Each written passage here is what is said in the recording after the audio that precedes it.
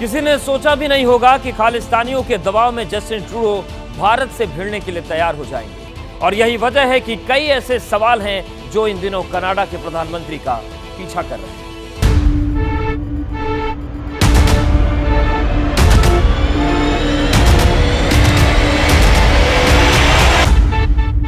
There are credible reasons to believe that agents of the government of India were involved in the killing of a Canadian on Canadian soil. न कोई तथ्य, न कोई सबूत, न कोई ठोस वजह और न कोई शर्मिंदगी। नैतिकता को पांव से कुचलकर जस्टिन ट्रूडो खड़े हुए और भारत के खिलाफ बयानबाजी करने लगे। There are credible reasons to believe that agents of the government of India were involved in the killing of a Canadian on Canadian soil. हर कोई जानता है कि कनाडा में मारा गया हरदीप सिंह निज्जर खालिस्तानी आतंकी था। कनाडा के भीतर ही किसी ने गोली मारकर उसकी हत्या कर दी और उस हत्यारे के बारे में खोजबीन करने की जगह जस्टिन ट्रूडो लाज शर्म गिरवी रखकर आरोप लगाने खड़े हो गए। हालांकि कनाडा के ही ब्रिटिश कोलंबिया प्रांत से उन्हें आईना दिखाने का काम शुरू हो गया। The only briefings that I've been able to receive from CSIS are what are called open information briefings or open source briefings, which is information that's available to the public doing an internet search, which I find frustrating. Trudeau का एक बयान Canada की international बेइज्जती का दस्तावेज बन चुका है। ट्रूडो के तर्क ऐसे हैं जिसमें झूठ की भरमार है और तथ्य लापता है।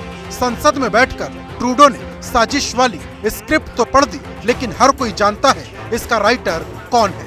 कुल मिलाकर ट्रूडो का मकसद सिर्फ एक था, अपनी लड़खड़ाती कुर्सी को बचा लिया जाए। और इसी आपाधापी में उन्होंने एक ऐसी थ्योरी सामने रख दी जो सच कम सियासी ज्यादा है। न्यूयॉर्क टाइम्स की रिपोर्ट के मुताबिक खालिस्तानी हरदीप सिंह निज्जर की हत्या के बाद अमेरिका की ओर से कनाडा को खुफिया जानकारी मुहैया कराई गई थी, लेकिन कनाडा ने जानकारी का कुछ और ही मतलब निकाल लिया।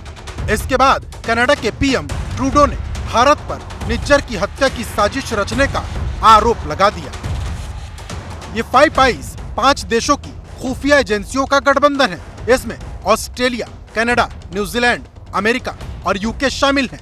इनका मकसद खुफिया जानकारी एक दूसरे देशों तक पहुंचाने का होता है। कनाडा में मौजूद अमेरिकी राजदूत डेविड कोहेन ने कहा कि यह खुफिया जानकारी फाइव आइज देशों के बीच साझा हुई थी, जिस पर भरोसा कर ट्रूडो प्रशासन ने भारत के खिलाफ ये दावा किया। बात दरअसल ये है कि ये जो भी टारगेट हुए हैं निज्जर, ये इनके आपस के बहुत झगड़े हैं खालिस्तानी मिलिटेंट ग्रुप्स के। मुझे लगता है कि उसी में से किसी एक ने इनको किया है और भारत को फंसाने की कोशिश की जा रही है। भारत प्रोएक्टिव है इस समय। भारत का मानना यह है कि भारत ने एक इन्हें लिस्ट भी दी है जिसमें लगभग 20 से ज़्यादा आतंकवादी उनके देश में मौजूद हैं।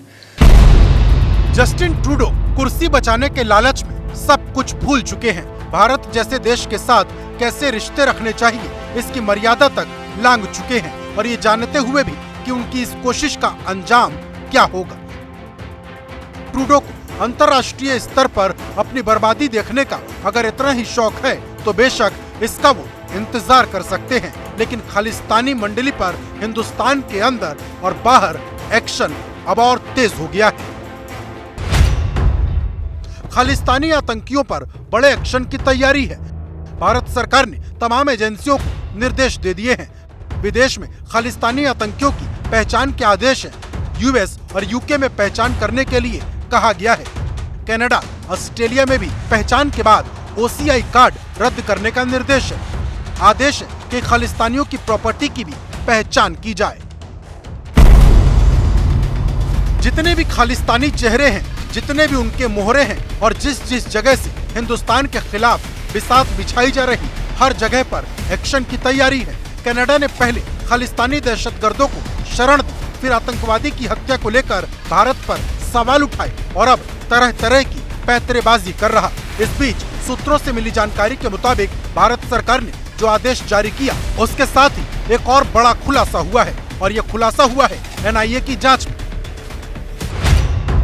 खालिस्तानी क्राइम सिंडिकेट से करोड़ों रुपए की उगाही कर रहे हैं। उगाही की इस रकम को टेरर एक्टिविटी में इस्तेमाल किया जा रहा। रकम मिलने का सबसे बड़ा जरिया अवैध शराब का धंधा और एक्सटॉर्शन है। इन दोनों में से किसी एक ने शायद दी है ट्रूडो को इन्फॉर्मेशन। तो ये दावा चौंकाने वाला है, परेशान करने वाला है, सबके लिए परेशानी खड़ी कर देगा ये, उन देशों के लिए भी। अब कनाडा अगर जो अपना चार्ज लगा रहा है तो अमेरिका को भी कुछ कदम उठाने पड़ेंगे। पर बात यह है कि इनकी इन्वेस्टिगेशन कब खत्म होती है तब बवाल और बढ़ेगा। एनआईए की जांच में एक और बड़ा खुलासा हुआ और खुलासा यह है कि खालिस्तानी आतंकियों का पैसा हवाला के जरिए थाईलैंड से कनाडा जाता है।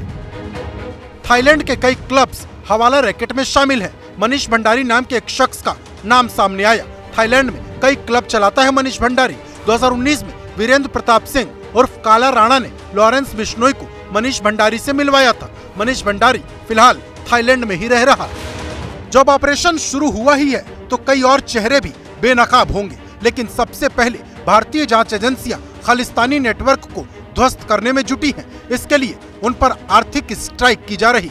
थाईलैंड के जरिए हवाला का जो पैसा कनाडा जा रहा, उस पर भी लगाम लगाने की तैयारी है। पता चला है कि खालिस्तानियों का पैसा थाईलैंड से कनाडा जाता है। कनाडा प्रीमियर लीग और मूवी में हवाला का पैसा लगता है।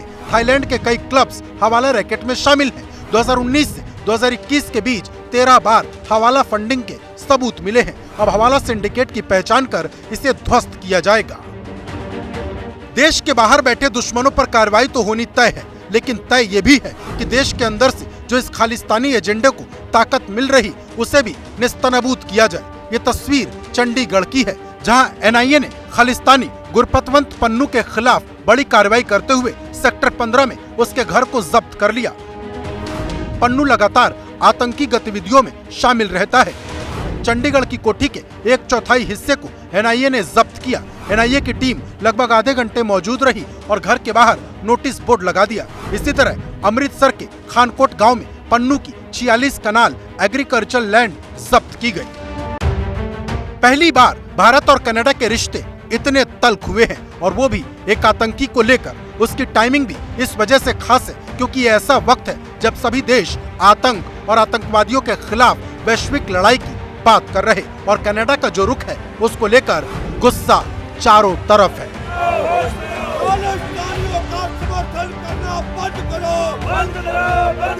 खास तौर से यहाँ पर जो प्रदर्शन है वो किया जा रहा है यूनाइटेड हिंदू फ्रंट का। तो तस्वीरें आप देखिए कि यूनाइटेड हिंदू फ्रंट का वो जो झंडा है उसके साथ जो तिरंगे झंडे हैं वो भी हैं, और हाथ में जो पैम्पलेट पोस्टर है उसमें लिखा है साफ तौर से खालिस्तानियों का समर्थन जस्टिन ट्रूडो क्यों कर रहे हैं लगातार, क्यों इस तरह के जो सवाल हैं वो लगातार विदेशी जो प्लेटफॉर्म है वहाँ पर वो पहुँच रहे हैं, और इस तरह की जो तमाम जो सवाल है वो बड़े सवाल यहाँ पर जो यूनाइटेड हिंदू फ्रंट वो खड़ा कर रहा है। खालिस्तानी दहशतगर्दों का समर्थन और उन्हें शरण देकर कनाडा ने एक ऐसा कुआं खोदा है जो आने वाले दिनों में उसे ही गर्त में ले जाएगा।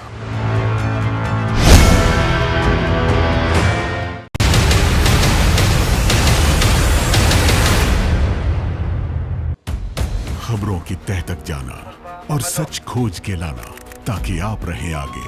इसी सोच के साथ हम निकलते हैं खबरों की जमीनी हकीकत जानने।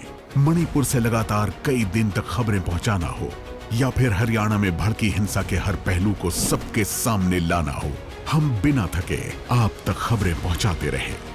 पब्लिक इंटरेस्ट यानी आपके हित की बात। देखते रहिए पब्लिक इंटरेस्ट सिर्फ एबीपी न्यूज पर।